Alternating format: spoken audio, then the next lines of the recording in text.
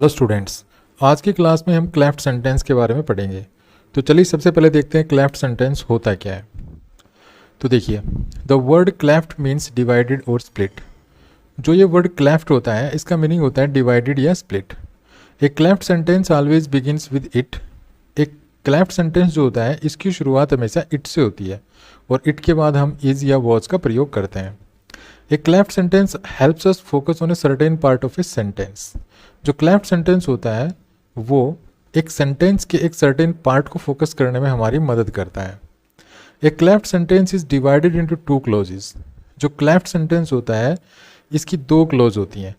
ठीक है, इसका मतलब ये एक कॉम्प्लेक्स सेंटेंस होता है। इसमें दो क्लोजेस होती हैं, एक मेन क्लोज होती है और एक सबऑर्डिनेट क्लोज होती है। Each close has its own verb और प्रत्येक क्लोज की अपनी अपनी वर्ब होती है। तो ये क्लेफ्ट सेंटेंस के बारे में कुछ इंपॉर्टेंट पॉइंट्स थे जो मैंने आपको यहाँ पे बताए हैं। क्लेफ्ट का मतलब होता है डिवाइडेड या स्प्लिट। क्लेफ्ट सेंटेंस की शुरुआत हमेशा इट से होगी, इट के बाद इज या वॉज मिलेगा। क्लेफ्ट सेंटेंस जो होता है वो सेंटेंस के एक सर्टेन पार्ट को फोकस करने में हमारी मदद करता है। क्लेफ्ट सेंटेंस जो होता है ये कॉम्प्लेक्स सेंटेंस होता है, इसमें दो क्लोज होती हैं और प्रत्येक क्लोज का अपना अपना एक वर्ब होता है। उसके बाद है cleft sentences are used to emphasize different elements of a sentence. जो क्लेफ्ट सेंटेंस होते हैं इनका प्रयोग हम सेंटेंस के जो डिफरेंट एलिमेंट्स होते हैं उनको एम्फेसाइज करने के लिए करते हैं। अब सेंटेंस के एलिमेंट्स क्या क्या होते हैं, जैसे कि सब्जेक्ट हो गया, वर्ब हो गया, ऑब्जेक्ट हो गया, ठीक है, एडवर्ब हो गई, फ्रेज हो गई, क्लोज हो गई। तो ये एक सेंटेंस के एलिमेंट्स होते हैं। तो इनमें से कोई भी एलिमेंट को एम्फेसाइज करने के लिए क्लेफ्ट सेंटेंस का प्रयोग किया जाता है। हालांकि कुछ एलिमेंट्स ऐसे होते हैं जिनको हम क्लेफ्ट सेंटेंस के द्वारा एम्फेसाइज नहीं कर सकते, वो अभी मैं आपको थोड़ी देर में बताऊंगा। तो क्लेफ्ट सेंटेंसेस का प्रयोग किस लिए किया जाता है? क्लेफ्ट सेंटेंसेस का प्रयोग सेंटेंस के डिफरेंट एलिमेंट्स को एम्फेसाइज करने के लिए किया जाता है। अब हम कैसे इनको एम्फेसाइज करते हैं? तो देखिए, मान लीजिए हमारे पास कोई सेंटेंस है, ठीक है, कोई स्टैंडर्ड सेंटेंस है और उसमें मान लीजिए इन एलिमेंट्स में से कुछ एलिमेंट्स मिलेंगे। भाई सेंटेंस मिलेगा तो एलिमेंट्स भी मिलेंगे, मतलब सब्जेक्ट, वर्ब, ऑब्जेक्ट वगैरह ये मिलेंगे। अब हम जिसको एम्फेसाइज करना चाहते हैं उसको सेंटेंस के शुरू में मूव कर देंगे। यहाँ पे लिख रखा है ना, by moving them to the front of the sentence, मतलब उसको मूव करके हम सेंटेंस के शुरू में ले आएंगे। ठीक है, और शुरू में ला करके इसको इट या इट इज़ या इट वॉज के बाद रख के और इसको हम आगे सेंटेंस, बचा हुआ सेंटेंस है वो लिख देंगे और इस तरह से कॉम्प्लेक्स सेंटेंस बन जाएगा। और कैसे बनेगा ये हम अभी देखेंगे थोड़ी देर में कि किस प्रकार से कोई स्टैंडर्ड सेंटेंस होगा हमारे पास और उसमें अलग अलग एलिमेंट्स को एम्फेसाइज करने के लिए हम अलग अलग जो है क्लेफ्ट सेंटेंस कैसे बनाते हैं वो अभी मैं थोड़ी देर में एग्जांपल्स के द्वारा आपको समझाने की कोशिश करूँगा। तो फिलहाल आप ये ध्यान रखिए कि जो क्लेफ्ट सेंटेंसेस हैं उनके द्वारा सेंटेंस के डिफरेंट एलिमेंट्स को एम्फेसाइज करने के लिए मतलब क्लेफ्ट सेंटेंसेस का प्रयोग हम करते हैं। और कैसे एम्फेसाइज करते हैं? जिस एलिमेंट को एम्फेसाइज करना चाहते हैं उसको जो सेंटेंस उसके शुरू में ले आते हैं और उसको इट इज़ या इट वॉज के बाद रख देते हैं। अब इट इज़ या इट वॉज में हम क्या यूज़ करते हैं? तो ये जो स्टैंडर्ड सेंटेंस होता है हमारा, जिसको हम क्लेफ्ट सेंटेंस में चेंज कर रहे हैं, उस सेंटेंस के टेंस पे डिपेंड करता है। अगर वो सेंटेंस जो है प्रेजेंट टेंस में है तो इट इज़ यूज़ करते हैं, अगर वो सेंटेंस पास्ट टेंस में है तो इट वॉज का प्रयोग करते हैं। अब बात करते हैं कि हम क्लेफ्ट सेंटेंस या स्प्लिट सेंटेंस के द्वारा सेंटेंस के किस किस एलिमेंट को एम्फेसाइज कर सकते हैं। तो देखिए, क्लेफ्ट सेंटेंस या स्प्लिट सेंटेंस की मदद से आप सेंटेंस के सब्जेक्ट को, ऑब्जेक्ट को, एडवर्ब को या फ्रेज को या क्लोजेस को, इनको तो एम्फेसाइज कर सकते हैं, लेकिन आप कॉम्प्लीमेंट या वर्ब को एम्फेसाइज नहीं कर सकते हैं। ठीक है, तो ये काफ़ी इंपॉर्टेंट पॉइंट है कि क्लेफ्ट सेंटेंस या स्प्लिट सेंटेंस के माध्यम से हम सब्जेक्ट, ऑब्जेक्ट, एडवर्ब, फ्रेज या क्लोज को एम्फेसाइज कर सकते हैं, लेकिन हम क्लेफ्ट सेंटेंस या स्प्लिट सेंटेंस के माध्यम से कॉम्प्लीमेंट को और वर्ब को, इनको तो हम बिल्कुल भी एम्फेसाइज नहीं करते हैं। अब जैसे ये सेंटेंस है, Kamal invited his friends to his birthday party yesterday. अब सबसे पहले हम इसमें एलिमेंट्स देख लेते हैं, इस सेंटेंस में कौन सा वर्ड क्या है। तो जो कमल है ये सब्जेक्ट है, इनवाइटेड जो है ये वर्ब है, हिज फ्रेंड्स इस इनवाइटेड वर्ब का ऑब्जेक्ट है, टू एक प्रीपोजिशन है और हिज बर्थडे पार्टी इस प्रीपोजिशन का ऑब्जेक्ट है और यस्टरडे एक एडवर्ब है। ठीक है, अब हम देखिए कैसे कैसे इनमें से अलग अलग एलिमेंट्स को एम्फेसाइज करते हैं। सबसे पहले मैंने यहाँ पर जो सब्जेक्ट है कमल, इसको एम्फेसाइज किया और मैंने क्लेफ्ट सेंटेंस बनाया, it was Kamal who invited his friends to his birthday party yesterday. अब आप देख रहे हैं कि ये जो सेंटेंस है ये एक कॉम्प्लेक्स सेंटेंस है, ठीक है, और ये मेरा क्लेफ्ट सेंटेंस है। ये नया सेंटेंस बना ना, it was Kamal who invited his friends to his birthday party yesterday, ये क्लेफ्ट सेंटेंस है। और क्लैफ्ट सेंटेंस क्योंकि कॉम्प्लेक्स सेंटेंसेस होते हैं तो ये कॉम्प्लेक्स सेंटेंस है, क्योंकि इसमें दो क्लोजेज हैं। इट वाज कमल, एक क्लोज हो गई। Who invited his friends to his birthday party yesterday, यहाँ पर ये दूसरी क्लोज हो गई। यहाँ पर हम हु की जगह दैट का प्रयोग भी कर सकते हैं। ठीक है, it was Kamal that invited his friends to his birthday party yesterday. अब इस सेंटेंस में हम कमल को एम्फेसाइज कर रहे हैं। यहाँ पर हमारे कहने का मतलब है कि वो कमल था जिसने अपने फ्रेंड्स को अपनी बर्थडे पार्टी पर कल इनवाइट किया। ठीक है, तो यहाँ पर हम कमल को एम्फेसाइज कर रहे हैं। हम यहाँ पे ये कहना चाह रहे हैं किसी दूसरे पर्सन ने इनवाइट नहीं किया, बल्कि कमल ने इनवाइट किया। इस तरह से हमने यहाँ पर इस सब्जेक्ट जो है इसको एम्फेसाइज किया और ये क्लेफ्ट सेंटेंस या स्प्लिट सेंटेंस हमने यहाँ पे बना दिया। नेक्स्ट है, it was yesterday that Kamal invited his friends to his birthday party. अब यहाँ पर मैं जो येस्टरडे एडवर्ब है इसको एम्फेसाइज कर रहा हूँ। ठीक है, इसको मैं यहाँ पे एम्फेसाइज कर रहा हूँ। तो इट वाज येस्टरडे, तो यहाँ पर मैंने जब इस एलिमेंट को एम्फेसाइज किया तो देखिए मैंने इट वाज के बाद येस्टरडे रखा। जैसे मैंने यहाँ पे कमल को एम्फेसाइज किया था तो इट वाज के बाद मैंने कमल रखा था। ठीक है, और ये जो हमारा सेंटेंस है ना, ये जो हमारा स्टैंडर्ड सेंटेंस है ये पास्ट टेंस में है, इसलिए हम यहाँ पे इट के बाद वाज का प्रयोग कर रहे हैं। अगर ये प्रेजेंट में होता तो हम यहाँ इज का यूज़ करते। तो हमने यहाँ पे कमल को एम्फेसाइज किया था तो हमने इट वाज के बाद कमल लिखा था। यहाँ पर हम क्योंकि एक एडवर्ब को एम्फेसाइज कर रहे हैं तो हमने यहाँ पे इट वाज के बाद ये एडवर्ब लिख दी। ठीक है, इट वाज येस्टरडे, उसके बाद हमने बाकी का सेंटेंस लिख दिया।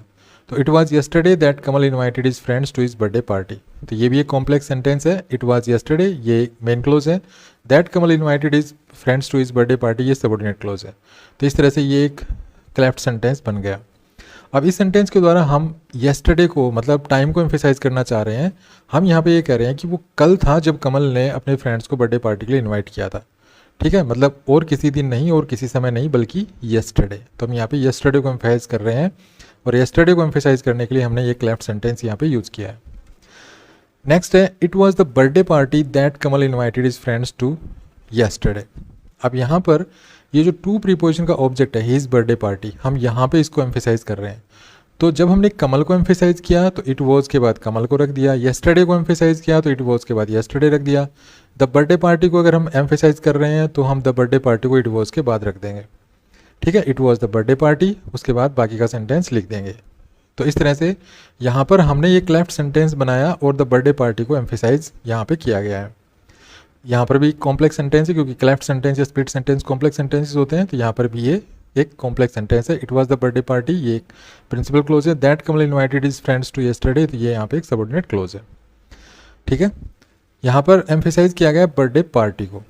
ठीक है, यहाँ पे ये स्ट्रेस किया गया, मतलब इस चीज़ को एम्फेसाइज किया गया कि भाई कमल ने अपने फ्रेंड्स को येस्टरडे कल इनवाइट किया तो किसी दूसरे इवेंट पे इनवाइट नहीं किया, बल्कि उसकी बर्थडे पार्टी पे इनवाइट किया। नेक्स्ट है, हम यहाँ पे जो ये इनवाइट वर्ब का ऑब्जेक्ट है हिज फ्रेंड्स, इसको अगर हम एम्फेसाइज करें क्योंकि ये ऑब्जेक्ट है तो इसको एम्फेसाइज कर सकते हैं। तो इसको हम लिख देंगे इट वॉज के बाद। तो यहाँ पे देखिए it was his friends that या whom Kamal invited to his birthday party yesterday. अब यहाँ पर क्योंकि ये जो हिज फ्रेंड्स है इसको एम्फेसाइज किया गया है तो हम इट वॉज के बाद ये जो हिज फ्रेंड्स है ये लिख देंगे। तो ये सेंटेंस बन जाएगा it was his friends that या whom Kamal invited to his friends that Kamal invited to his birthday party yesterday. तो ये यहाँ पे कॉम्प्लेक्स सेंटेंस बन गया और यहाँ पर जिसको एम्फेसाइज किया गया है उसको इट वॉज के बाद रखा गया है। ये कॉम्प्लेक्स सेंटेंस है, इट वॉज हिज फ्रेंड्स ये प्रिंसिपल क्लोज है, दैट या whom Kamal invited to his birthday party yesterday ये यहाँ पे सबऑर्डिनेट क्लोज है। ठीक है, टेंस वही यूज़ करना है जो हमारे स्टैंडर्ड सेंटेंस का होता है। तो इस तरह से यहाँ पे हिज फ्रेंड्स जो कि ये जो इनवाइट वर्ब का ऑब्जेक्ट है इसको एम्फेसाइज किया गया है इस सेंटेंस में। यहाँ पर ये कहने की कोशिश की गई है कि कमल ने बर्थडे पार्टी पर कल और किसी को इनवाइट नहीं किया, बल्कि अपने फ्रेंड्स को इनवाइट किया। तो जिस भी एलिमेंट को हम एम्फेसाइज करना चाहते हैं उसको सेंटेंस के शुरू में मूव कर देंगे और इट इज़ या इट वॉज के बाद इसको लिख देंगे। जैसे यहाँ पे कमल को एम्फेसाइज किया गया है तो यहाँ पे हमने इट वॉज के बाद कमल लिख दिया। यहाँ पे येस्टरडे को एम्फेसाइज किया गया है तो इट वॉज के बाद येस्टरडे लिख दिया। यहाँ पे बर्थडे पार्टी को एम्फेसाइज किया गया है तो इट वॉज के बाद बर्थडे पार्टी रख दिया। हिज फ्रेंड्स को एम्फेसाइज किया गया है तो यहाँ पे इट वॉज के बाद हिज फ्रेंड्स रख दिया। ठीक है, ये जो सबऑर्डिनेट क्लोज है इसकी शुरुआत हमेशा दैट से होती है, लेकिन अगर जो है आपका ये जो इट वॉज के बाद जो आप रख रहे हैं ये सब्जेक्ट या ऑब्जेक्ट जो भी ये अगर कोई पर्सन है तो आप यहाँ पे हु या होम का भी प्रयोग कर सकते हैं। ठीक है, तो इस तरह से हमने इस सेंटेंस में अलग अलग एलिमेंट्स को एम्फेसाइज करने के लिए इस तरह से ये क्लेफ्ट सेंटेंस बनाए हैं। नेक्स्ट इस सेंटेंस को देखिए, Kamal has won the first prize. अब यहाँ पे देखिए एक चीज़ मोर बताना चाहूँगा यहाँ पे, जैसे मैंने आपको बताया था ना कि हम वर्ब को एम्फेसाइज नहीं कर सकते, तो यहाँ पे आप इनवाइट को एम्फेसाइज नहीं कर सकते, ठीक है। इनवाइट को आप, क्योंकि ये वर्ब है, इसको आप एम्फेसाइज नहीं कर सकते। नेक्स्ट सेंटेंस है देखिए, Kamal has won the first prize. तो यहाँ पे इस सेंटेंस में अगर हम एलिमेंट्स की बात करें, सेंटेंस के एलिमेंट्स की, तो ये कमल हो गया सब्जेक्ट, ये हैज़ वोन यहाँ पे वर्ब हो गई, ये हैज़ हेल्पिंग वर्ब है, वोन मेन वर्ब है, द फर्स्ट प्राइज यहाँ पे ऑब्जेक्ट है। तो हम समझ गए, आप समझ गए होंगे कि इसमें हम किस किस को एम्फेसाइज कर सकते हैं। कमल सब्जेक्ट, इसको एम्फेसाइज कर सकते हैं, और द फर्स्ट प्राइज है, इसको एम्फेसाइज कर सकते हैं। अब जिसको भी एम्फेसाइज करेंगे हम उसको सेंटेंस के शुरू में इट इज़ या इट वॉज के बाद रख देंगे। क्योंकि ये सेंटेंस प्रेजेंट परफेक्ट टेंस में है, तो हम यहाँ पे प्रेजेंट टेंस है, तो हम इट इज़ का यूज़ करेंगे, इट वॉज का यूज़ नहीं करेंगे।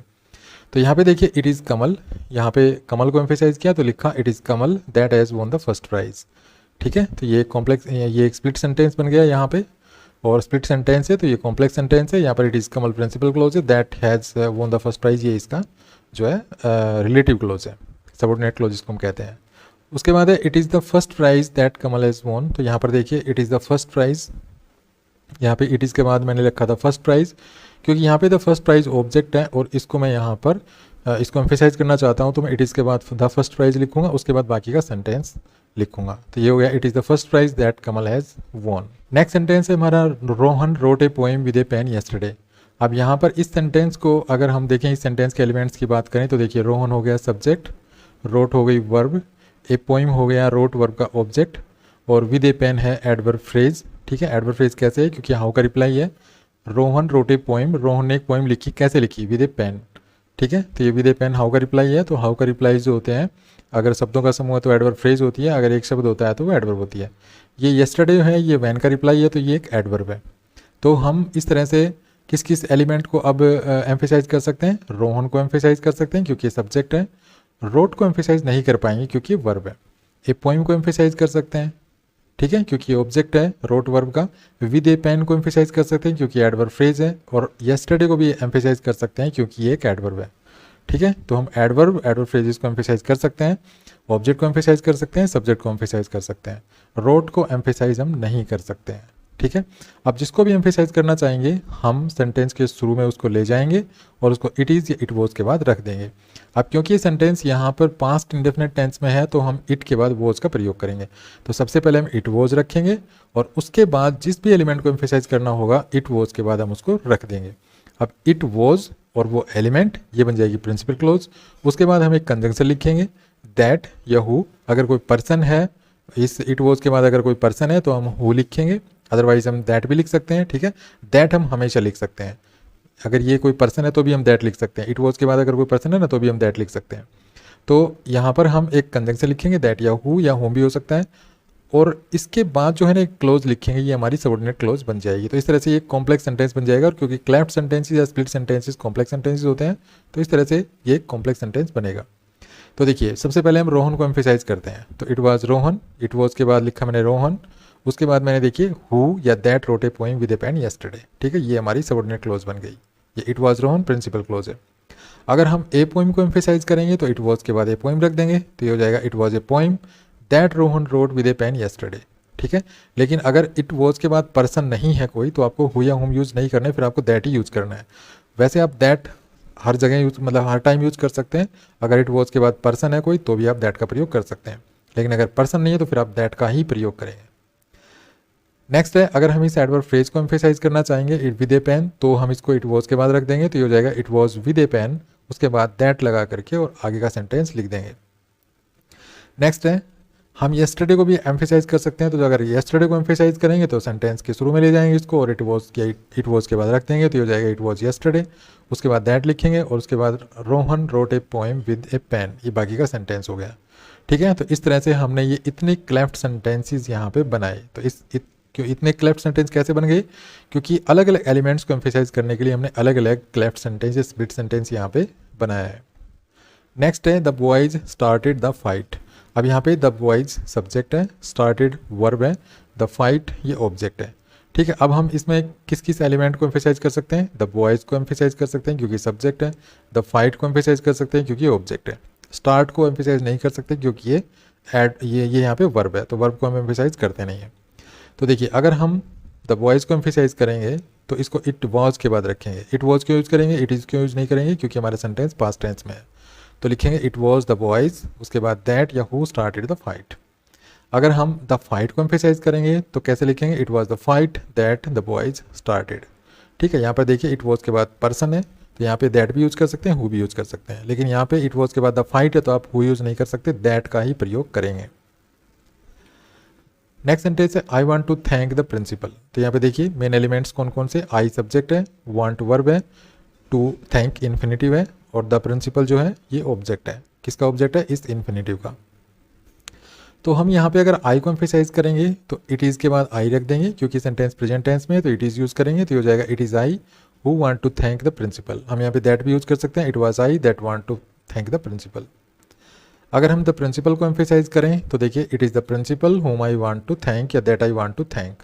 तो यहाँ पे इट इज़ के बाद मैंने द प्रिंसिपल रख दिया। ठीक है, अब क्योंकि ये वर्ब है इसको एम्फेसाइज नहीं कर सकते, टू थैंक ये इन्फिनेटिव है इसको भी एम्फेसाइज नहीं कर सकते। नेक्स्ट सेंटेंस है यू बोरोड माई बुक्स। तो यहाँ पर यू जो है ये सब्जेक्ट है, बोरो वर्ब है, और माई बुक्स इस सेंटेंस का ऑब्जेक्ट है। तो ये यहाँ पे तीन एलिमेंट्स हैं इस सेंटेंस में। तो आप देख रहे होंगे कि जो यू है इसको हम एम्फेसाइज कर सकते हैं, माई बुक्स को भी एम्फेसाइज कर सकते हैं, लेकिन बोरो को एम्फेसाइज नहीं कर सकते हैं। आप समझ गए होंगे कि इसको एम्फेसाइज क्यों नहीं कर सकते, क्योंकि ये वर्ब है और वर्ब को हम एम्फेसाइज नहीं करते हैं। तो अगर हम यू को एम्फेसाइज करेंगे तो हम इट वॉज के बाद यू रख देंगे। ठीक है, इट वॉज हम क्यों यूज़ कर रहे हैं, क्योंकि यहाँ पर इस सेंटेंस में पास्ट टेंस है, तो इट वॉज के बाद यू रखा, और यू के बाद हमने एक दूसरी क्लोज बनानी पड़ेगी। तो ये हमने लिखी हु या दैट बोरोड माई बुक्स। जो क्लेफ्ट सेंटेंस या स्प्लिट सेंटेंसेस होते हैं ये हमेशा कॉम्प्लेक्स जो है कॉम्प्लेक्स सेंटेंसेस बनते हैं। इनमें इट वॉज के बाद जिस एलिमेंट को एम्फेसाइज कर रहे हैं वो एलिमेंट ये जो मिलकर के बनता है, इट वॉज प्लस एलिमेंट, ये एक प्रिंसिपल क्लोज बनती है। उसके बाद हमें एक कंजंक्शन से हमें सबऑर्डिनेट क्लोज लिखनी होती है। ठीक है, तो ये हमारी सबऑर्डिनेट क्लोज हो गई। तो ये कॉम्प्लेक्स सेंटेंस बन गया। इसमें दो क्लोज हैं, इट वॉज यू और दूसरी क्लोज है हु या दैट बोरोड माई बुक्स। अगर हम माई बुक्स को एम्फेसाइज करना चाहें तो हम इट वॉज के बाद माई बुक्स लिख देंगे, तो ये हो जाएगा it was my books that you borrowed. ठीक है, यहाँ पर देखिए माई बुक्स प्लूरल है, लेकिन यहाँ पर आपको वॉज ही लिखना है। ठीक है, क्योंकि जो वर्ब है ये जो है कॉम्प्लीमेंट के अकॉर्डिंग नहीं लगती है, बल्कि जो है सब्जेक्ट के अकॉर्डिंग लगती है। तो यहाँ पर इट सब्जेक्ट है, इट सिंगुलर है, तो इट के साथ हम वॉज लगाते हैं, तो इट वॉज लिखा हमने। आपको ऐसे नहीं लिखना है इट वर माई बुक्स। ठीक है, ये गलत हो जाएगा। तो यहाँ पर इट वॉज के बाद माई बुक्स को एम्फेसाइज किया मैंने, तो यहाँ पे माई बुक्स लिख दिया, उसके बाद दैट लगा करके दूसरी क्लोज बनानी पड़ेगी, तो ये लिख दिया दैट यू बोरोड। तो ये हमारे दो यहाँ पर क्लेफ्ट सेंटेंस स्प्लिट सेंटेंस बन गए। नेक्स्ट है I want to purchase a computer. तो यहाँ पे इस सेंटेंस में देखिए कितने एलिमेंट है, आई सब्जेक्ट है, वांट वर्ब है, टू परचेज एक टू इन्फिनेटिव है, ए कंप्यूटर ये ऑब्जेक्ट है इस इन्फिनेटिव का। तो यहाँ पर हम किसको एम्फेसाइज कर सकते हैं, आई को एम्फेसाइज कर सकते हैं क्योंकि सब्जेक्ट है। ठीक है, और कंप्यूटर को एम्फेसाइज कर सकते हैं क्योंकि यहाँ पर ये ऑब्जेक्ट है। हम वांट को परचेज को एम्फेसाइज नहीं कर सकते क्योंकि ये वर्ब्स हैं। चाहे वर्ब फाइनाइट वर्ब हो चाहे नॉन फाइनाइट वर्ब हो, उसको हम एम्फेसाइज नहीं करेंगे। तो यहाँ पर अगर हम जो है कंप्यूटर को एम्फेसाइज करेंगे तो लिखेंगे इट इज़ ए कंप्यूटर, क्योंकि यहाँ पे प्रेजेंट टेंस में है ये सेंटेंस, तो हम यहाँ इट इज़ का यूज़ करेंगे, तो ये लिखेंगे it is a computer that I want to purchase. ठीक है, तो ये हमारी it is a computer principal clause हो गई, और that I want to purchase ये यहाँ पे सबऑर्डिनेट क्लोज हो गई। इस प्रकार से कॉम्प्लेक्स सेंटेंस बन गया। नेक्स्ट अगर हम आई को अगर एम्फेसाइज करें तो हम लिखेंगे it is I who want to purchase a computer. तो यहाँ पे हमने इट इज़ के बाद आई लिखा क्योंकि आई को एम्फेसाइज करना चाहते हैं, और इसके बाद हमने एक सबऑर्डिनेट क्लोज लिखनी है, तो ये हो जाएगी who want to purchase a computer. हम यहाँ पे that want to purchase a computer भी लिख सकते हैं। नेक्स्ट सेंटेंस है Kamal did not attend the party yesterday because he was ill. अब यहाँ पे देखिए कमल सब्जेक्ट है और द पार्टी जो है ऑब्जेक्ट है, यस्टरडे एडवर्ब है, और बिकॉज ही वॉज इल यहाँ पर ये एडवर्ब फ्रेज है, सॉरी एडवर्ब क्लोज है। ठीक है, तो यहाँ पर हम ये एग्जाम्पल मैंने क्यों लिखा है, क्योंकि मैं आपको समझाना चाहता हूँ कि यहाँ पर क्लोज को भी हम एम्फेसाइज कर सकते हैं। ये एडवर्ब क्लोज है, तो एडवर्ब क्लोज ऑफ रीजन। ठीक है, तो अगर हम क्लोज को एम्फेसाइज करेंगे तो देखिए इट वॉज के बाद क्लोज को रख देंगे, तो ये हो जाएगा it was because he was ill that Kamal did not go to school. ठीक है, तो यहाँ पर इट वॉज के बाद हमने ये क्लोज लिख दी, और उसके बाद दैट लगा करके और हमने जो बाकी का सेंटेंस है वो लिख दिया एक नई क्लोज बना करके। इट वॉज क्यों लिखा, क्योंकि यहाँ पर पास्ट टेंस में ये सेंटेंस है, तो हमने लिखा इट वॉज। ठीक है, हम यहाँ पर it was for his illness, यहाँ पर हम इसको फ्रेज बनाकर भी लिख सकते हैं, prepositional phrase, it was for his illness that Kamal did not go to school yesterday. ठीक है, तो यहाँ पर ये जो क्लोज थी हमने यहाँ पर इसको फ्रेज बना दिया फॉर हिज इलनेस। अगर हम इस सेंटेंस को ऐसे लिखेंगे the reason why Kamal did not go to school yesterday was that he was ill, तो ये यहाँ पे क्लेफ्ट सेंटेंस या स्प्लिट सेंटेंस नहीं है, क्योंकि यहाँ पर ये स्टैंडर्ड सेंटेंस का स्ट्रक्चर है। ठीक है। The reason was that he was ill. तो यहाँ पर देखिए द रीज़न वाज दैट, ये यहाँ पे प्रिंसिपल क्लोज है। Why Kamal did not go to school yesterday, ये भी यहाँ पर एक क्लोज है। तो यहाँ पर कोई स्प्लिट सेंटेंस वाला कोई स्ट्रक्चर यहाँ पे नहीं बन रहा है, तो ये स्प्लिट सेंटेंस नहीं है। Next sentence the bird flu out when I open the window. अब यहाँ पे देखिए when I open the window जो है ये एक एडवर्ब क्लोज ऑफ टाइम है, ठीक है, एडवर्ब क्लोज है ये, और ये टाइम को रेफर कर रही है, टाइम के बारे में बता रही है। द बर्ड फ्लू आउट, पक्षी उड़ गया, कब उड़ गया, when I open the window. तो हमने जैसे शुरू में पढ़ा था कि भाई क्लोज को भी एम्फेसाइज कर सकते हैं हम, तो हम यहाँ पर इस क्लोज को एम्फेसाइज कर सकते हैं। जब इस क्लोज को एम्फेसाइज करेंगे तो इसको हम इट वॉज के बाद रखेंगे। इट वॉज क्यों, क्योंकि यहाँ पर ये पास्ट टेंस में है, हमारा स्टैंडर्ड सेंटेंस जो है वो पास्ट टेंस में है। तो हम लिखेंगे it was when I open the window that the bird flu out. ठीक है, हम इस सेंटेंस को ऐसे भी लिख सकते हैं, it was not until I open the window that the bird flu out. Next sentence है मोहन बिकेम द कैप्टन। अब यहाँ पर मोहन सब्जेक्ट है, बिकेम वर्ब है, और द कैप्टन यहाँ पर कॉम्प्लीमेंट है। तो हम यहाँ पर मोहन को एम्फेसाइज कर सकते हैं क्योंकि ये सब्जेक्ट है, बिकम को एम्फेसाइज नहीं कर सकते क्योंकि ये वर्ब है, और द कैप्टन को भी एम्फेसाइज नहीं कर पाएंगे क्योंकि यहाँ पर ये कॉम्प्लीमेंट है। तो हम मोहन को एम्फेसाइज करने के लिए ऐसे तो लिख सकते हैं, इट वाज मोहन दैट या हु बिकेम द कैप्टन, ये तो ठीक है क्योंकि यहाँ पर हम मोहन को एम्फेसाइज कर रहे हैं, ठीक है। लेकिन यहाँ पर हम द कैप्टन को एम्फेसाइज नहीं कर पाएंगे और ना ही यहाँ पर हम वर्ब को एम्फेसाइज कर पाएंगे, ठीक है। तो यहाँ पर अगर हम ऐसे लिखेंगे it was the captain that Mohan became, तो ये इनकरेक्ट है। और अगर आप ऐसे लिखेंगे इट वाज बिकेम अर्थात वर्ब को एम्फेसाइज करने की कोशिश करेंगे तो यहाँ पर भी ये सेंटेंस गलत हो जाएगा, क्योंकि हमने पढ़ा था कि जो वर्ब्स हैं और जो कॉम्प्लीमेंट्स हैं तो उनको हम एम्फेसाइज नहीं कर सकते हैं, ठीक है। तो इस वीडियो में इतना ही। Thanks for watching this video, happy learning, bye bye.